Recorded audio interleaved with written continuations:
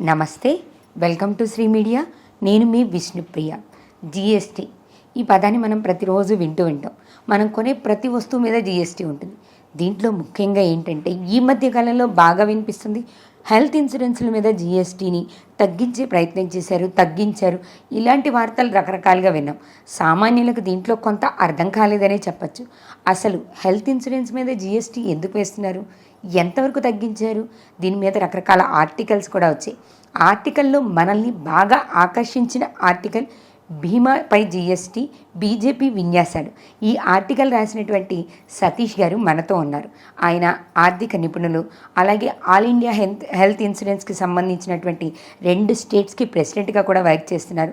So మనం సతీష్ గారితో మాట్లాడదాం. ఇప్పుడు అసలు హెల్త్ ఇన్సూరెన్స్పై జిఎస్టీ ఏంటనేది, ఎంతవరకు తగ్గించారనేది డీటెయిల్గా వివరణ తెలుసుకుందాం.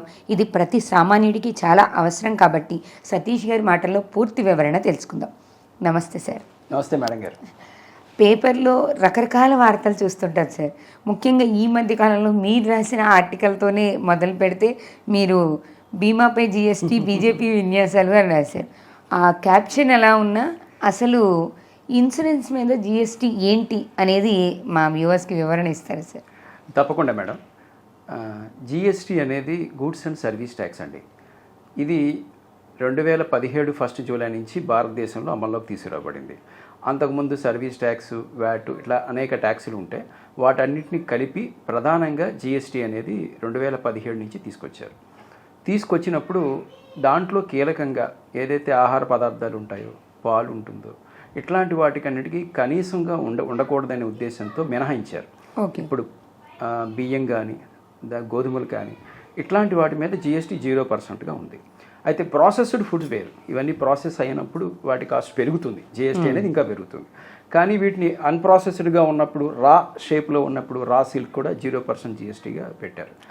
అలా పెట్టినప్పుడు మరి కూడుగుడ్డ మన షెల్టర్ తర్వాత చాలా కీలకమైనది సామాజిక భద్రత.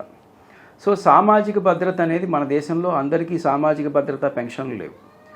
అందరికీ గ్యారంటీడ్గా వృద్ధాప్యంలో కావచ్చు, లేకపోతే ఏదైనా విపత్తు జరిగినప్పుడు కావచ్చు, కుటుంబాలను ఆదుకునేటువంటి మెకానిజం సార్వత్రికంగా లేదు. అక్కడక్కడ కొద్దిమందికి ఉండొచ్చు. సో దాంట్లో కీలకమైన భాగం ఇన్సూరెన్స్. సో బీమా అనేది ప్రతి వాళ్ళు ఓ పాలసీ తీసుకుని తమ కుటుంబానికి తాము రక్షణ కల్పించుకునేది. అలాగే హెల్త్ ఇన్సూరెన్స్ అంటే ఆరోగ్య బీమా అనేది ఆరోగ్యపరంగా ఏదైనా సమస్యలు వస్తే హాస్పిటలైజేషన్ ఖర్చులు వాటిని తగ్గించుకునేది. అలాగే ఇప్పుడు మన వెహికల్స్కి వస్తే థర్డ్ పార్టీ ఇన్సూరెన్స్ మనందరికీ తెలుసు, మనం కంపల్సరీ మ్యాండేటరీ. ఇలాంటి కీలకమైన పాత్ర అంటే ప్రజల జీవితాల్లో ఆరోగ్యపరంగా కావచ్చు, లేదా వాళ్ళకు సంబంధించినటువంటి జీవిత బీమా సంబంధించింది కావచ్చు, చాలా కీలకమైన పాత్ర బీమా రంగం పోషిస్తూ ఉంటుంది. సామాజిక భద్రత కల్పించడంలో బీమా రంగం చాలా విశేషమైనటువంటి పాత్ర ఉంటుంది. దాని మీద జిఎస్టీ మేము తక్కువ ఉండాలి. అంతకుముందు సర్వీస్ ట్యాక్స్ 15% ఉండేది 2017 ముందు, అంతకుముందు 12 ఉండేది, అంతకుముందు 10 ఉండేది, ఇట్లా ఉండేది. సరే దీని మీద అయినా సరే జిఎస్టీ ఉండకూడదని మేము ఆల్ ఇండియా ఇన్సూరెన్స్ ఎంప్లాయీస్ అసోసియేషన్గా ఆ రోజు నుంచి కూడా విజ్ఞప్తి చేస్తూ ఉన్నాం. ఆ రోజున్న ఆర్థిక మంత్రి అరుణ్ జైట్లీ గారు ఎప్పుడైతే పార్లమెంట్లో బీమా పైన కూడా, బీమా రంగంపై కూడా, ప్రీమియంపై కూడా 18% జిఎస్టీ అనగానే మేము వారికి వినతి పత్రాలు సమర్పించాం.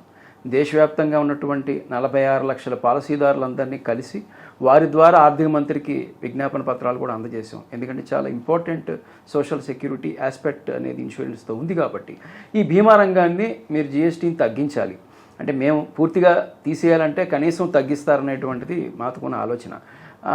అలాగన్నా చేయాలని చెప్పి అప్పటి నుంచి పోరాడుతూ ఉన్నాం. మీకు ముఖ్యంగా జిఎస్టీలో 5 రకాల స్లాబ్లు ఉన్నాయి కదా మేడం. 0%, 5%, 12%, 18%, 28%. ఇప్పుడు 18% స్లాబ్లో ఉంది జిఎస్టీ ఇన్సూరెన్స్ సంబంధించి. దీన్ని 0 చేయాలని మేము కోరుతా ఉన్నాం. ఎందుకంటే చాలా కీలకమైంది. ప్రజలు తమకు తాము కల్పించుకునేటువంటి ఆర్థిక భద్రత, సామాజిక భద్రత, ఆరోగ్య భద్రత కావచ్చు తగ్గించాలని చెప్తా ఉన్నాం. ఈ అంశం అప్పటి నుంచి మేము పార్లమెంటు సభ్యులను కలిసి మీరు పార్లమెంట్లో చర్చించండి ఈ అంశాన్ని, అలాగే జిఎస్టీ కౌన్సిల్లో చర్చించమని ఆర్థిక మంత్రులకు కలిసి విజ్ఞాపన చేసినా కూడా 2-3 సార్లు చర్చించామని చెప్తున్నప్పటికీ కూడా నిర్ణయం అయితే సానుకూలంగా రాలేదు. సో ఈ మధ్య కాలంలో మళ్ళీ జూలై నెలలో కొత్త పార్లమెంటు వచ్చినటువంటి సందర్భంలో మేము ఆల్ ఇండియా ఇన్సూరెన్స్ ఎంప్లాయీస్ అసోసియేషన్గా ఒక నిర్ణయం చేసి దేశవ్యాప్తంగా ఉన్నటువంటి ఎల్ఐసి యూనియన్ ఎక్కడెక్కడైతే ఉన్నారో ఆ యూనిట్లు అందరూ కూడా పార్లమెంట్ సభ్యులను కలిసి మళ్ళీ ఇంకోసారి వినతి పత్రం ఇవ్వాలని మేము ఒక పిలుపిచ్చాం. ఓకే. దానిలో భాగంగా 300 పైగా పార్లమెంటు సభ్యులు మేము కలిసాం. అందులో కీలకంగా కేంద్ర ఉపరితల శాఖ మంత్రి ఏదైతే సర్ఫేస్ ట్రాన్స్పోర్ట్ మినిస్టర్ ఉన్నారో, రహదారుల మంత్రి ఎవరైతే ఉన్నారో నితిన్ గడ్కరీ గారిని కూడా కలిసినాం. ఓకే. నితిన్ గడ్కరీ గారు కేంద్ర మంత్రి, సీనియర్ మంత్రి, బీజేపీ పెద్ద నాయకుడు. ఆయన కలిసినప్పుడు, ఆయన విన్నవించినప్పుడు ఆయన మేము ఏదైతే మా విజ్ఞాపన పత్రంలో పెట్టిన అంశాలు ఏదైతే ఉన్నాయో వాటి పట్ల ఆయన చాలా పూర్తిగా ఏకీభవించి తాను కేబినెట్ మినిస్టర్ అయినప్పటికీ కూడా ఆయన ఆర్థిక మంత్రి గారికి యూనియన్ లేవనెత్తినటువంటి అంశాలన్నీ చాలా సహేతుకమైంది. అన్సర్టినిటీస్ ఆఫ్ లైఫ్, జీవితంలో బీమా అనేది ఎందుకు చేసుకుంటాం, రేపు ఏం జరుగుతుందో తెలియదు కాబట్టి, ఆరోగ్యం ఎలా ఉంటుందో తెలియదు, ఇలా అనేక అతలాకుతలమైన పరిస్థితులకు దాన్ని మినహాయింపు పొందాలని కదా బీమా చేస్తాం. ఇలాంటి అన్సర్టినిటీస్ ఆఫ్ లైఫ్ పైన పన్ను వేయడం అనేది సమంజసం కాదు అని చెప్పి ఆయన మా విజ్ఞాపన పత్రాన్ని దాంతో జోడిస్తూ ఒక లేఖ రాశారు. ఓకే. కేంద్ర మంత్రి గారు స్వయాన ఆర్థిక మంత్రి గారికి ఒక లేఖ రాశారు. అలాగే ప్రహ్లాద్ జోషి అని కర్ణాటక చెందినటువంటి ఇంకో కేంద్ర మంత్రి గారు కూడా ఆర్థిక మంత్రిత్వ శాఖ సహాయ మంత్రి కూడా ఒక లేఖ రాశారు. ఈ కేంద్ర మంత్రులే స్వయంగా ఈ డిమాండ్ని, మేము లేవనెత్తిన డిమాండ్ని ముందుకు తీసుకెళ్లడంతో ఈరోజు దేశవ్యాప్తంగా పార్లమెంట్లో కూడా ఈ అంశం చర్చకు చాలా పెద్ద స్థాయిలో చర్చించబడింది. పార్లమెంట్లో మాట్లాడినటువంటి వాళ్ళు కూడా చాలామంది మాట్లాడారు ఈ అంశం పట్ల.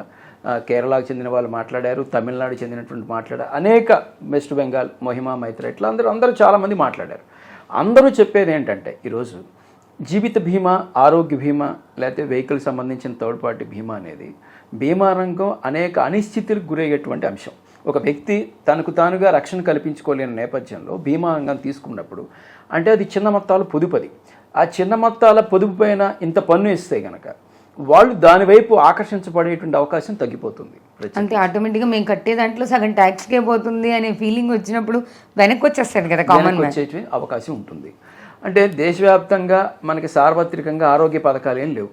కేంద్ర ప్రభుత్వాలు, రాష్ట్ర ప్రభుత్వాలు ప్రజల ఆరోగ్య కల్పనకే పెద్ద ఎత్తున ఖర్చు పెట్టలేని వాతావరణం మనం చూస్తాం మన దేశంలో. మొన్న బడ్జెట్ తర్వాత కూడా మనం చూసింది ఏంటి, మొత్తం మన స్థూల జాతీయోత్పత్తిలో, జీడిపిలో కేంద్ర ప్రభుత్వం ఆరోగ్యం కోసం కల్పించేది 0.28%. మరి ప్రపంచవ్యాప్తంగా కనీసం 3% చేయాలనే డిమాండ్ ఉంది. విద్యారంగంలో 6% జీడిపి ఖర్చు పెట్టాలని డిమాండ్ ఉంది.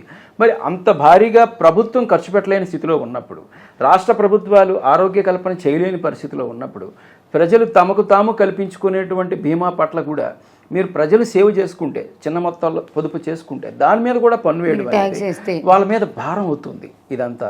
కాబట్టి దీన్ని తగ్గించాలని చెప్పి మేము ఏదైతే విజ్ఞప్తి చేశామో ఆ విజ్ఞప్తికి ఆర్థిక మంత్రి గారు కూడా మాట్లాడి రేపు వచ్చే జిఎస్టీ కౌన్సిల్లో దీని మీద మేము ప్రతిపాదన పెడతామని చెప్పారు. ఇంకా తగ్గిస్తామని ఆవిడేమీ అష్యూరెన్స్ ఇవ్వలేదు, హామీ ఇవ్వలేదు, కానీ కనీసం చర్చిస్తామని చెప్పారు. మా సంకల్పం ఏంటంటే దేశవ్యాప్తంగా ఒక 7 ఏళ్ల పాటు ఉద్యమం చేసి all India insurance employees association 7 ఏళ్ళుగా పాలసీ హోల్డర్ని కదిలించి వివిధ రాష్ట్రాల ఆర్థిక మంత్రులకు విజ్ఞాపన పత్రాలు ఇచ్చి, కేంద్ర మంత్రులకు విజ్ఞాపన పత్రాలు ఇచ్చి, పార్లమెంట్ సభ్యుల్ని కదిలించి మేము చేసేటువంటి ఉద్యమం అంతా కూడా రేపు జిఎస్టీ కౌన్సిల్లో ప్రతిబింబించి అక్కడ ఉన్న వాళ్ళు దీన్ని తగ్గించే ప్రయత్నం కనుక చేసినట్లయితే అది ప్రజానీకం మీద భారం పడకుండా ఉంటుందనేది మా తాలూకు అభిప్రాయం.